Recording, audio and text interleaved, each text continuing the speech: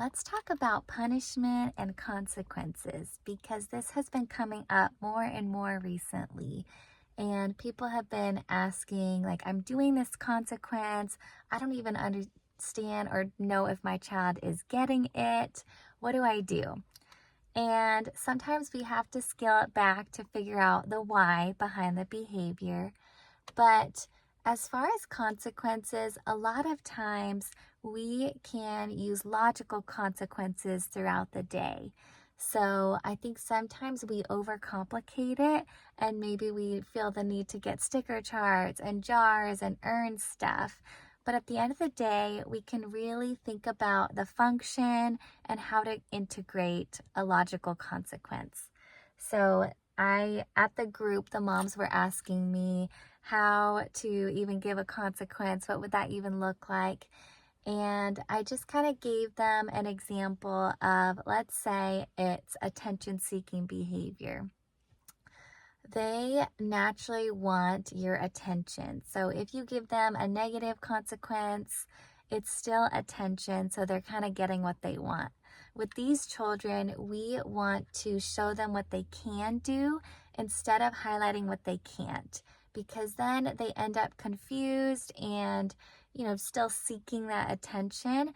And so if I don't want a child to kick me or let's say their dog or sister, I'm going to go over here and say, wow, look, we can stomp like dinosaurs. We can kick like this, or we can kick a soccer ball, and show them what they can do.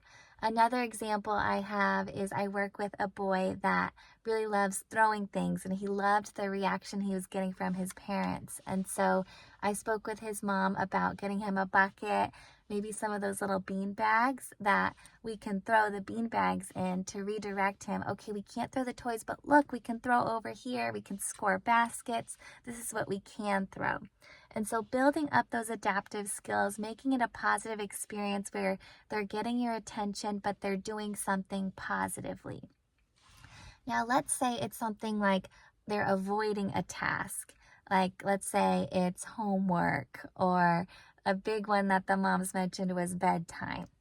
If it's something like homework or cleaning up, we can tie in first, then. And so we have that boundary of maybe they're wanting to go somewhere, do something else. And that's when our boundary comes up, and we are compassionate and understanding. We are clear that we know that they want to do that thing, but first we just need them to do what we ask them to do. And we get to hold that boundary. Sometimes kids don't like waiting, and they really want to test and push you to see, do they really mean what they say? And it's just as simple as, like, I get it, but first I need to put these toys away, then you can go do that. And sometimes they might have a behavior, and you get to be that steady force that coaches them through it. We could, model, look, I'll help you clean up 3 and get that momentum going. But that's a way to just put a boundary right there that you can hold to. Sometimes we feel like we're throwing all these directions out. We don't even remember what we asked the child to do. So that's what I love about first, then, because it's in the moment, having the child learn, okay, once I listen to them, then I can do this. And it's not keeping track through stickers throughout the day, because behaviors ebb and flow. So that's just a really practical way to integrate logical consequences. Like, okay, if you aren't listening to me, then no, I can't give you that. And they can learn that your words hold weight kind of every time you're asking them to do something. So that is just something that I felt like would be helpful.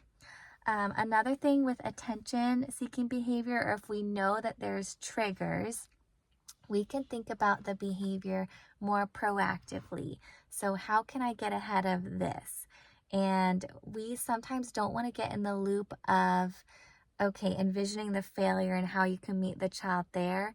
It's like, how can I envision the win, and how can I support them and prime them ahead of time to help them adaptively get through a behavior? So It might be like, okay, I know my child is going to probably really want attention at the end of the day. How can I beat them to it and show them something fun, give them positive attention before they even do something negative? Or how can I, if my child is going to escalate, how can I prime them before, like, okay, in 3 minutes, I'm going to have you clean up 5 toys. I'm going to help you and I'm going to have you clean up the last 5, and kind of priming them that way, envisioning the win and building from there. So behavior we can view as a ladder, knowing that as we get more buy-in, as they learn to trust our words, follow our words, we get to then really improve. But, Rome wasn't built in a day. Give yourself grace. Understand that children are learning. They don't just come out being little perfect angels. Some are really good at listening, but a lot of them really just need support and guidance, and that's how you can view behavior. If you go in viewing behavior as this child is intentionally trying to mess with me, then you're going to have a skewed view of how to help that child. Whereas if you have a view of, wow, my child just really doesn't know how to navigate this. How can I help them with this more adaptively? Then that can get your perspective better on how to best shepherd them.